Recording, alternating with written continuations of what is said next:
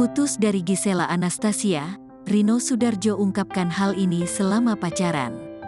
Putus dari Gisela Anastasia, Rino Soedarjo ngaku sempat tak nyaman selama pacaran, ini penyebabnya. Mantan pacar Gisela Anastasia, Rino Soedarjo secara terang-terangan menyampaikan jika hubungan asmaranya dengan sang artis telah berakhir.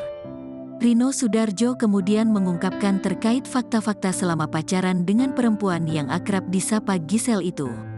Ia juga membahas terkait dengan status mantan kekasihnya sebagai seorang selebriti.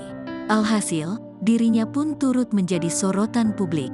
Menurutnya, ada sisi tidak enak saat pacaran dengan artis. Salah satunya adalah menghadapi warganet hingga mendapatkan komentar negatif di media sosial. Nggak enaknya, berikan perhatian jadi konsumsi publik, ucap Rino Soedarjo dikutip tribunstyle.com dari kanal YouTube Melanie Ricardo, Kamis, tanggal 23 Februari tahun 2023. Apapun yang dilakukan, mau benar atau salah, kalau menurut publik nggak suka atau salah, mereka tetap bisa komen atau mengatakan hal buruk, lanjutnya. Di era digital saat ini, hampir semua orang memiliki media sosial, sehingga dapat berkomentar sesuka hati secara langsung. Kemanapun pergi, kayaknya semua orang menaruh perhatian, jalan sedikit foto, ungkap Rino Soedarjo.